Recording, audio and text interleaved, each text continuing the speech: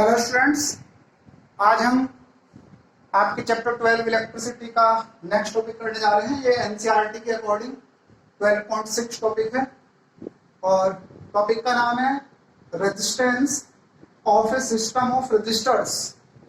इस बात का मतलब यह है कि अगर हम एक से ज़्यादा रजिस्टर को कंबाइन कर दें तो इस तरीके से एक सिस्टम बन जाएगा रजिस्टर्स का, और उस सिस्टम का एक नया रेजिस्टेंस हो जाएगा। यानी कि उन सबको हटा के अगर मैं एक अकेला रेजिस्टेंस लगाऊं तो उस अकेले रेजिस्टेंस की वैल्यू क्या होगी। तो यही टॉपिक है, resistance of a system of resistors. यानी कि बहुत सारे रजिस्टर्स का एक सिस्टम है और उस सिस्टम का जो रेजिस्टेंस होगा वो क्या होगा। इसमें सबसे पहले आपको जो टॉपिक समझना है वो समझना है सीरीज एंड पैरेलल। तो यहाँ पे बहुत ज्यादा कंफ्यूजन रहता है, 10th क्लास में भी रहता है, 12th क्लास में भी रहता है। तो सबसे पहले तो मैं आपको ये बता दूं कि इसमें आप दो पार्ट पढ़ेंगे, दो क्या वैसे तीसरा भी हम कह सकते हैं। मेन तो ये दो ही हैं, उससे फिर तीसरा बना देंगे। एक्चुअल में अगर जो रजिस्टर्स हैं वो सीरीज में लगे हों तो तब हम उन सबको हटा के जो एक अकेला रेजिस्टेंस लगाएंगे उसका क्या फॉर्मूला लगेगा, उसकी क्या वैल्यू होगी, तो उसको हम बोलेंगे सीरीज कॉम्बिनेशन। सीरीज कॉम्बिनेशन यानी कि अगर रजिस्टर सीरीज में लगे हों, अब सीरीज क्या है यही मुझे समझाना है। दूसरा आपका कॉन्सेप्ट है पैरेलल कॉम्बिनेशन। यानी कि अगर रजिस्टर्स पैरेलल में लगे हो तो क्या करना है। और देखिए इसका अपना अलग से कोई फॉर्मूला नहीं है, फॉर्मूले तो यही है।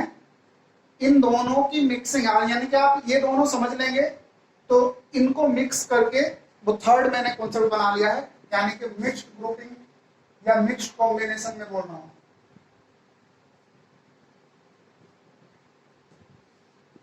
यहाँ पे सबसे ज्यादा प्रॉब्लम होती है स्टूडेंट्स को पैरेलल वाले कॉन्सेप्ट में।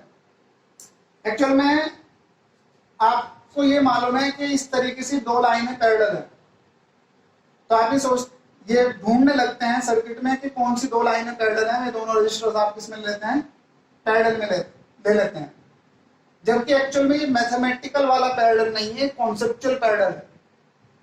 किस तरीके से, उसको समझाने के लिए पहले मैं सीरीज कॉम्बिनेशन को बता दूं। जैसे कि हमारे पास एक बैटरी है और उससे वायर चल के आया, इसी वायर पे अगर हमने कुछ रजिस्टर्स लगा दिए हैं तो इसको हम बोलते हैं सीरीज कॉम्बिनेशन।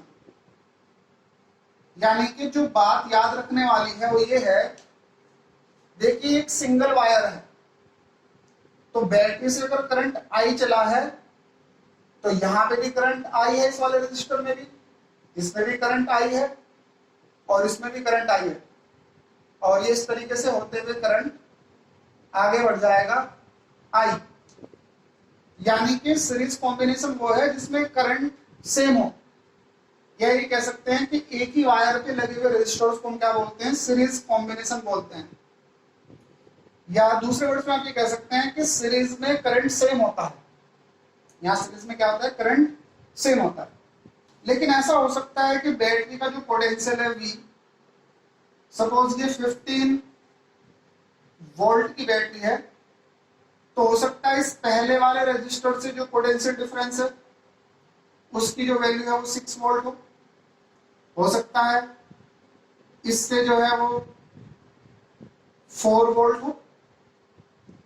तो देखिए अगर इससे 6 है, इससे 4 है, तो जाहिर सी बात है इन तीनों से टोटल पोटेंशियल का सम इस बैटरी के इक्वल होगा। यानी कि 6 + 4 10 हो चुका है, तो इससे जो पोटेंशियल डिफरेंस हो जाएगा वो 5 वोल्ट का हो जाएगा। यानी कि ओम्स लॉ के अकॉर्डिंग, हालांकि हाँ ओम्स लॉ के अकॉर्डिंग आप कहेंगे कि इस करंट और इस रेजिस्टेंस का मल्टीप्लीकेशन 6 आएगा, इस करंट और इस रेजिस्टेंस का मल्टीप्लीकेशन 4 आएगा और इसका मल्टीप्लीकेशन 5 आ जाएगा। इसको हम बोलते हैं सीरीज। यानी कि सीरीज में आपको जो मेन बात याद रखनी है वो ये याद रखना है कि सीरीज में जो करंट होता है वो सेम होता है और पोटेंशियल डिवाइड हो जाता है। यहाँ पे पैरेलल कॉम्बिनेशन का मतलब है कि जैसे आप एक रास्ते से आ रहे हैं और एक रास्ते से दो रास्ते बन गए, तो हम ये कह सकते हैं जब हम यहां से ऐसे टर्न लेके इधर से जा रहे हैं तो आप एक कॉमन लैंग्वेज में कह सकते हैं कि हमारे पैरेलल में एक दूसरा रास्ता गया था। इसका मतलब ये नहीं कि वो मैथमेटिकल पैरेलल है, एक्चुअल में ये कॉन्सेप्चुअल पैरेलल है। कॉन्सेप्चुअल पैरेलल से मतलब हमारा ये है कि जब किसी एक वायर में से दो वायर बन जाएं, दो वायर निकल जाएं, तो इन दोनों वायर को हम बोलते हैं कि पैरेलल में है। और जहां पे ये कनेक्ट होते हैं, आपको वायर का कनेक्शन मैंने समझाया था कि जैसे इस तरीके से एक वायर है, ये एक वायर है, इस तरीके से आप डॉट बना दें तो ये एक वायर से कितने वायर निकले हैं, 1 2 3। यहाँ पे मैं कह रहा हूं कि सपोज आपके पास एक वायर है और उस एक वायर से दो वायर निकले हैं, तो ये जॉइंट है यहाँ पे।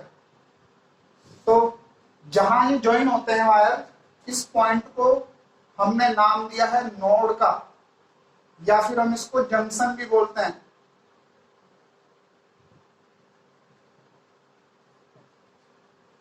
इसको आप रेलवे से याद रख सकते हैं। कुछ स्टेशन ऐसे होते हैं जिनको हम जंक्शन बोलते हैं और कुछ नहीं होते, यानी कि ऐसे स्टेशन जिन पे एक तरफ से ट्रेन आए और फिर उस स्टेशन से उस ट्रेन के जाने के लिए दो ऑप्शन हो, तो उसको हम बोलेंगे क्या, जंक्शन बोलेंगे। और अगर कोई स्टेशन इस तरीके से है कि बस एक तरफ से ट्रेन आएगी और दूसरी तरफ चली जाएगी, तो उसको हम जंक्शन नहीं बोलेंगे। तो जंक्शन या नोड एक ऐसा पॉइंट है जिसपे एक वायर में से दो वायर निकल रहे हो, तो उस पॉइंट को हम क्या बोलते हैं, जंक्शन बोलते हैं। और यहाँ पे एक आ जाएगा कि इसके पैरेलल में ये वाला वायर है, यानी कि इसके लिए मैं डायग्राम बना देता हूं। इसके लिए डायग्राम में मैं कह रहा हूं कि जैसे सपोज ये एक बैटरी है, यहां से करंट चला I, अब एक रेजिस्टेंस यहां पे लगा हुआ है और दूसरा रेजिस्टेंस यहां पे लगा हुआ है। अब यहां पे करंट दो पार्ट में डिवाइड हो जाएगा। सपोज इधर करंट गया I1 और इधर करंट गया है I2, तो इन दोनों रेजिस्टर को हम बोलेंगे कि किसमें है, पैरेलल में है। इसमें जो कंफ्यूजन होता है वो ये होता है कि जैसे मैं यहाँ पे इस तरीके से क्वेश्चन बना लूं, ए और बी पॉइंट, यानी कि इनके बीच में एक बैटरी लगा दूं और फिर यहां पे कुछ रजिस्टर्स लगा दिए जाएं, जैसे R1, R2, R3 और R4। तो जब स्टूडेंट से पूछते हैं कि भाई बताइए इनमें कौन सीरीज में है, कौन पैरेलल में है, तो स्टूडेंट ये कहते हैं कि R2 और R4 किसमें है, पैरेलल में है, क्योंकि ये दो लाइनें पैरेलल हैं। जबकि आंसर गलत है। एक्चुअल में मैंने आपको भी बता दिया कि आपको मैथमेटिकली नहीं देखना है कि इस तरीके से दो लाइन पैरेलल है। आपको तो बात को समझ में चलना है कि इधर से वायर में से करंट आया और फिर यहाँ पे एक वायर में से दो वायर बने, तो ये दोनों एक दूसरे के किस में आ चुके हैं, पैरेलल में आ चुके हैं। अब देखिए ये वाला वायर सिर्फ यहाँ पे जाके खत्म नहीं हुआ है, ये कंटिन्यूस चल रहा है। तो जब कोई वायर कंटिन्यूस चलता रहे, उस पूरे वायर को हम क्या बोलते हैं, ब्रांच बोलते हैं। एक वायर को हम क्या बोलते हैं, ब्रांच बोलते हैं। एक ब्रांच में एक ही तरह का करंट होता है। देखिए यहां से ये जो वायर चल रहा है, इसमें से कोई नया वायर नहीं आया आपको कि ये दूसरा वायर कनेक्ट हुआ है, जी नहीं, ये तो वही वायर चल रहा है। ये तो यहाँ पे टर्न हुआ है, जैसे रेलवे ट्रैक है, वो टर्न तो हो सकता है। अब इसका मतलब ये थोड़ा है कि जहां पे वो टर्न हो रहा है वहां पे जंक्शन है, जी नहीं, वो नोड नहीं है, वो जंक्शन नहीं है, वो तो एक ही रास्ता है। तो इसी तरीके से ये एक सिंगल वायर चल रहा है, यानी कि इसमें जितना करंट आ चुका है तो पूरे में उतना ही करंट चलता रहेगा। तो ये तीनों रजिस्टर्स किसमें हुए, सीरीज में, और इन तीनों के साथ ये अकेला पैरेलल में हुआ। तो ये क्वेश्चन होता है जो कि कॉन्सेप्ट को क्लियर करता है। बाकी सीरीज में रेजिस्टेंस इक्विवेलेंट क्या होता है, मतलब कि बहुत सारे रेजिस्टर को हटा के अगर हम एक अकेला रेजिस्टेंस लगाना चाहते हैं तो उसकी वैल्यू क्या होगी, उसको लिए हम एक डेरिवेशन करेंगे, सोल्व करेंगे। इस तरीके से अगर दो से ज्यादा रजिस्टर्स पैरेलल में हैं तो उन सबको हटा के अगर हम एक अकेला रेजिस्टेंस लगाएं तो उसकी वैल्यू क्या होगी, उसके लिए हम एक डेरिवेशन करेंगे। और मिक्स तो आपको मैंने ये समझा ही दिया है, एक तरीके से यहाँ पे सीरीज भी है और पैरेलल भी है, इसी को हम क्या बोलते हैं, मिक्स्ड ग्रुपिंग बोलते हैं। आप चाहें तो अगर कंफ्यूज हो रहे हैं इस तरीके से समझ लें कि जैसे ये दो आपके पॉइंट है, टर्मिनल है ए और बी, और यहाँ पे कुछ रजिस्टर्स लगे हुए हैं R1, R2 और R3। आप यहाँ पे एक बैटरी कनेक्ट कर लें। अब यहाँ से जो करंट चला वो इस वाले रजिस्टर में आया, फिर यहाँ पे वो करंट डिवाइड हुआ, तो R2 और R3 तो पैरेलल में है और इन दोनों के साथ जो R1 है वो सीरीज में है। अगर आप लैंग्वेज में चाहते हैं कि मैं लिख दूं तो यहाँ पे मैं कह रहा हूं कि R2 and R3 are in parallel। ये दोनों पैरेलल में हैं और ये दोनों मिलके R1 के साथ सीरीज में है। एंड बोथ आर, या बोथ ना कहूं, and combination of these registers is in series with R1। R1 के साथ ये सीरीज में है। आप इसको देख पा रहे हैं, नहीं देख पा रहे हैं, चलिए कोई बात नहीं, इसको आप ऐसे देख लें, समझ लें। तो यहाँ पे ये 2 और 3 किस में है, पैरेलल में है, और इन दोनों का जो कॉम्बिनेशन है 2 का और 3 का वो R1 के साथ, ये रजिस्टर्स है, पूरा नहीं मैं लिख पाया हूं, जगह नहीं है, is in series with R1। R1 के साथ इन दोनों का कॉम्बिनेशन किसमें है, इन दोनों को पहले पैरेलल के लिए सॉल्व करेंगे, फिर इन दोनों का जो पैरेलल आ जाएगा उसको R1 के साथ हम कहेंगे ये सीरीज में है। इस तरीके से यहाँ पे हम कह सकते हैं, इसके लिए मैं लिख रहा हूं here R2, R3 and R4 are in series. ये तीनों सीरीज में है, पहले इन तीनों को सॉल्व करेंगे और इन तीनों का कॉम्बिनेशन R1 के साथ पैरेलल में है। And combination of these three registers is in parallel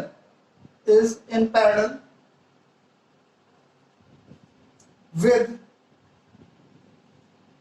R1। R1 के साथ ये किसमें है, पैरेलल में है। तो आपको ये दिखाई दे रहा है, अब आप इसको नोट कर लें। ऊपर वाला टॉपिक तो आपने नोट कर ही लिया होगा, और फिर इसके बाद अब इस नीचे वाले टॉपिक को भी आप, यहाँ वाले टॉपिक को भी नोट कर लें। फिलहाल इस टॉपिक को यहीं पे इतना ही करते हैं। तो देखिए, अब हम अपना ये वाला टॉपिक कर रहे हैं, रजिस्टर्स इन सीरीज। तो इसमें आपको क्या बात याद रखनी है, जो इसका की पॉइंट है, सबसे मेन बात वो ये है, इन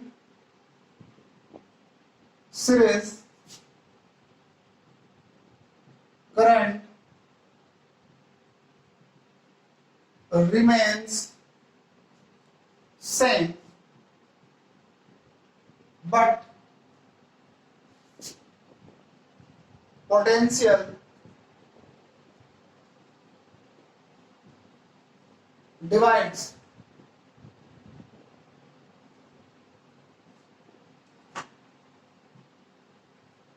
यानी कि पोटेंशियल डिफरेंस तो अलग अलग रजिस्टर में अलग अलग हो जाएगा, या सेम भी रह सकता है, वो डिपेंड करता है रेजिस्टेंस की वैल्यू पे। लेकिन जो करंट का अमाउंट है वो हर एक रजिस्टर में सेम बना रहेगा। एग्जाम्पल के लिए, एग्जाम्पल क्या बस अब तो हम डेरिवेशन करने ही जा रहे हैं। जैसे एक रेजिस्टेंस R1 है, दूसरा रेजिस्टेंस R2 है। अब मैं यहाँ पे n रजिस्टर के लिए इस डेरिवेशन को करने जा रहा हूं। बहुत सारे रेजिस्टेंस है n, और ये सभी रेजिस्टेंस एक बैटरी से कनेक्ट है, और उस बैटरी का जो पोटेंशियल डिफरेंस है, एक्चुअल में फिलहाल तो आप पोटेंशियल डिफरेंस ही कह के चलेंगे, जब 12th में आ जाएंगे तो हम इसको ईएमएफ बोलना शुरू कर देंगे। तो मैं आपके टॉपिक को बढ़ाना नहीं चाह रहा ईएमएफ बोल के, फिलहाल आप ये मान के चलिए कि इस बैटरी का जो पोटेंशियल डिफरेंस है वो V है। अब क्योंकि सीरीज में करंट तो सेम रहेगा, करंट में तो कोई चेंज नहीं आएगा, हर एक रजिस्टर में करंट तो क्या रहेगा, सेम रहेगा। यही कॉन्सेप्ट है, सीरीज में क्या रहता है, करंट सेम रहता है।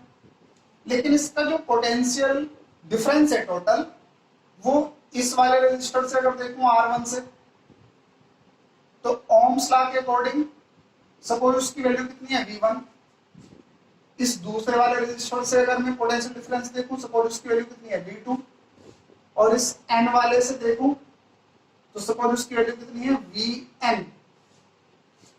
तो जो V1 हो जाएगा ओम्स लॉ के अकॉर्डिंग IR1, क्योंकि V इक्वल टू क्या होता है, IR होता है, तो ये हो जाएगा IR1। V2 की वैल्यू हो जाएगी IR2, और इस N वाले से जो पोटेंशियल डिफरेंस हो जाएगा वो हो जाएगा IRN। यानी कि इस अकेले रजिस्टर से पोटेंशियल डिफरेंस है इतना Vn, इस अकेले से पोटेंशियल डिफरेंस है V2, और पहले वाले से पोटेंशियल डिफरेंस है V1। जबकि अगर मैं इन सबको हटा के, यानी कि मैं चाहता क्या हूं, इन सब रेजिस्टेंस को हटा के एक अकेला रेजिस्टेंस लगाना चाहता हूं, इन सबको हटा के मैं क्या चाहता हूं, एक अकेला रेजिस्टेंस लगा दिया जाए, और उस अकेले रजिस्टर से पोटेंशियल डिफरेंस आपका V बना रहे, और उसमें करंट I आए, तो उस अकेले रजिस्टर की वैल्यू क्या होगी ये हम फाइंड करना चाहते हैं। यानी कि उस अकेले से ही जो पोटेंशियल डिफरेंस है वो इन सब के सम के इक्वल आ जाए, यानी कि पूरी बैटरी के इक्वल आ जाए, यानी कि V इक्वल टू IR आ जाए। यहाँ पे हम सीरीज में फाइंड कर रहे हैं, तो मैं इसको R के नीचे S लिख रहा हूं, इसका मतलब है सीरीज। यहाँ पे आपका जो कॉन्सेप्ट बना वो ये बना, ये जो टोटल पोटेंशियल डिफरेंस है V, ये अलग अलग रजिस्टर में डिवाइड होगा, V1 plus V2 up to Vn। और आगे फिर यहाँ पे समझ लेते हैं। और यहाँ पे जो अकेले V की वैल्यू है ये IRS के इक्वल है, यानी कि मैं चाहता हूं कि वो टोटल पोटेंशियल डिफरेंस एक अकेले रेजिस्टर के इक्वल बने, तो उस अकेले रेजिस्टेंस की क्या वैल्यू हो ताकि उसमें करंट I बना रहे। तो टोटल V की वैल्यू मैंने IRS लिख दी है, और V1 की वैल्यू IR1, V2 की वैल्यू IR2। इस तरीके से करते करते ये IRN, इसको थोड़ा ऊपर लिख लेते हैं। बताइए समझ में आ रहा है? इस V की वैल्यू को मैंने एक अकेले रजिस्टर से टोटल पोटेंशियल डिफरेंस ये बना के रखा है, यानी कि इन सबको हटा के एक अकेला रजिस्टर लगाना चाहता हूं। इसको ऐसे कर लीजिए, इसी के लिए मैंने ऐसे करके दिखाया था, यानी कि इन सब की जगह एक अकेला रेजिस्टेंस बिहेव करे, वैसा ही बिहेव करे जैसे कि ये सारे मिलके कर रहे हैं। तो उस अकेले से पोटेंशियल डिफरेंस IR1, इधर से I कॉमन आ जाएगा, और ये I यहाँ पे है, तो कैंसिल हो जाएगा। चाहो तो एक स्टेप लिख ही देते हैं, इन सब में आई कॉमन है, तो यहां पे आई से आई कैंसिल, यानी कि सीरीज में जो रेजिस्टेंस है वो इंक्रीज होता चला जाता है। जितने ज्यादा आप रेजिस्टर्स लगा दोगे, जितने ज्यादा रेजिस्टेंस आप लगा दोगे, तो उन सबके सम के इक्वल टोटल रेजिस्टेंस यहाँ पे बनेगा। इसको आप नोट कर लें। नेक्स्ट टॉपिक देखते हैं इसके बाद।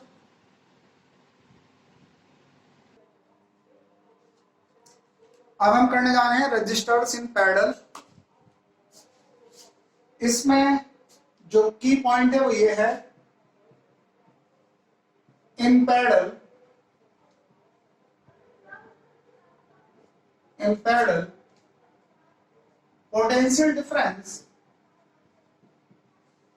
potential difference remains same and current divides। यहां पे पोटेंशियल डिफरेंस पैरेलल में सेम बना रहता है और करंट डिवाइड हो जाता है। डायग्राम से अगर हम समझे तो जैसे ये एक वायर है, इसमें से एक रेजिस्टेंस निकला R1, एक वायर पे रेजिस्टेंस लगाया आपने R1, फिर दूसरे पे रेजिस्टेंस लगाया R2। इस तरीके से होते होते यहाँ पे बहुत सारे आपने रेजिस्टेंस लगा दिए हैं और ये आपने लगा दिया है Rn, R3 नहीं Rn, और फिर इन सबको आपने ऐसे ज्वाइन कर दिया है और एक बैटरी से कनेक्ट कर दिया है। तो देखिए अगर ये बैटरी 20 वोल्ट की है तो यहां पे तो कोई रेजिस्टेंस नहीं है, तो जितना पोटेंशियल यहां पे है उतना ही पोटेंशियल यहां पे भी है। या आप इन चीजों में कंफ्यूज हो सकते हैं। आप सीधा सीधा ये समझिए कि ये जो बैटरी है इसका टोटल पोटेंशियल डिफरेंस कितना है, 20 वोल्ट का है। तो इसके दो टर्मिनल्स यहां पे आ गए, तो यहां से यहां तक भी पोटेंशियल डिफरेंस 20 वोल्ट होगा, यहां से यहां तक भी पोटेंशियल डिफरेंस 20 वोल्ट होगा, और यहां से यहां तक भी पोटेंशियल डिफरेंस 20 वोल्ट होगा। या आप आखिर में बस इस बात को समझ लें, याद कर लें कि पैरेलल में पोटेंशियल डिफरेंस जो होता है वो सेम होता है। जबकि जो करंट है, सपोज यहां से आई करंट चल के आया है, यहां पे आई करंट पहुंचा है, तो एक वायर में सपोज करंट गया I1, दूसरे में करंट गया I2, और इसमें N वाले में करंट गया IN। और पोटेंशियल डिफरेंस इसके लिए भी V है, इसके लिए भी V है, और इसके लिए भी V है। ओम्स लॉ के अकॉर्डिंग इसमें अगर पोटेंशियल डिफरेंस V है तो इसमें जो करंट आया है I1 और R1 का मल्टीप्लीकेशन जो हो जाएगा वो V के इक्वल हो जाएगा। इस वाले के लिए ये हो जाएगा I2 R2, और लास्ट वाले के लिए हो जाएगा IN RN। तो पैरेलल में पोटेंशियल डिफरेंस सेम बना रहता है। अब हमारा पर्पस क्या है, हम चाहते ये हैं कि इन सब रजिस्टर्स को हटा के, मैं अकेला एक रेजिस्टेंस लगाना चाहता हूं। इन सब की जगह पे मैं एक अकेला रेजिस्टेंस लगाना चाहता हूं, ताकि उस अकेले रेजिस्टेंस में, क्योंकि देखो इन सबको हटा दिया है मैंने, तो ये सारे मिक्स होके सिर्फ एक ही रेजिस्टेंस बचा है। उसमें अकेले में जो करंट आया वो तो टोटल करंट आया आई, ये यहां से हटा के चलाऊंगा ना, तो ये करंट आप यहां पे कह लो या इसमें अंदर कह लो आई। और इन सब की जगह जो मैंने रेजिस्टेंस लगाया उसको मैं बोल रहा हूं आरपी। यानी कि पैरेलल कॉम्बिनेशन का एक इक्विवेलेंट रेजिस्टेंस। और पोटेंशियल डिफरेंस अकेले से भी इन सबको हटा के लगाया है तो उस अकेले से जो पोटेंशियल डिफरेंस बनेगा वो V बनेगा, यानी कि according to Ohm's law V equal to I और RP। और यहां पे जो करंट है वो डिवाइड होता है, यानी कि इस वाले नोड पे, इस वाले जंक्शन पे यहां से जो करंट I आया है ये 3 पार्ट में डिवाइड हुआ है।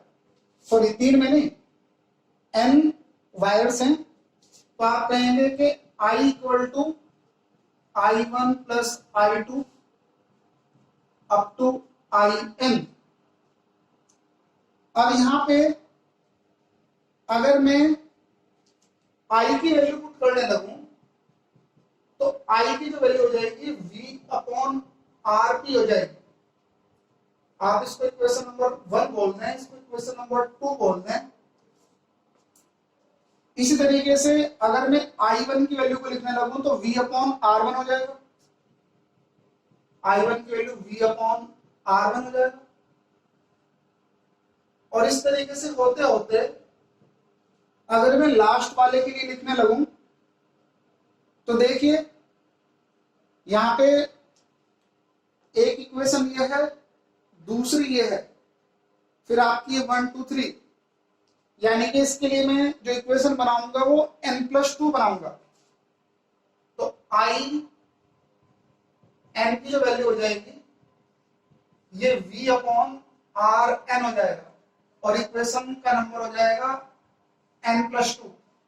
देखो 1 से लेके n तक तो ये हो ही चुका है, n तो ये फंक्शन हो चुके हैं, हमारे इक्वेशन हो चुकी है। तो n ये और एक दो ये, तो n+2 वाली इक्वेशन बन जाएगी। अब आप कह सकते हैं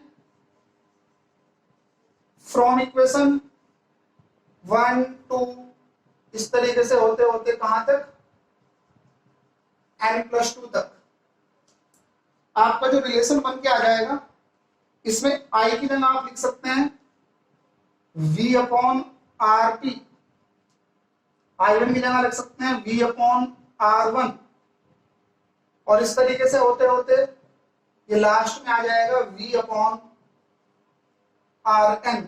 थोड़ा कंफ्यूजन ना रहे तो मैं एक वैल्यू और लिख दूं, V upon R2 up to V upon RN। इन सब में से बाहर V कॉमन आ जाएगा और V से V कैंसिल हो जाएगा, तो आपका जो फाइनल रिजल्ट बनेगा उस फाइनल रिजल्ट की वैल्यू को मैं यहां पे लिख देता हूं, यानी कि आप कह सकते हैं 1 अपॉन RP की जो वैल्यू हो जाएगी, हो जाएगा 1 upon R1 plus 1 upon R2 up to 1 upon RN। ये आपका फॉर्मूला बन जाएगा पैरेलल कॉम्बिनेशन का। आपको दिखाई दे रहा है, समझ में आया है टॉपिक? इसको आप नोट कर लें, शायद आप थोड़ा सा उधर नहीं देख पा रहे हैं। आप चलिए ऐसा कीजिए कि पहले इसको इधर से नोट कर लें और इधर से नोट करने के बाद यहाँ पे एक बार पॉज कर लें, इसको नोट कर लें, और आखिर में फिर ये वाला जो पार्ट बचा है इसमें I को करते जाने दो, कोई बात नहीं। यहाँ तक सर्किट तो आपने बना ही लिया है, समझ में आ गया होगा। यहाँ तक आप इसको नोट कर लें। इतना ही करते हैं आज।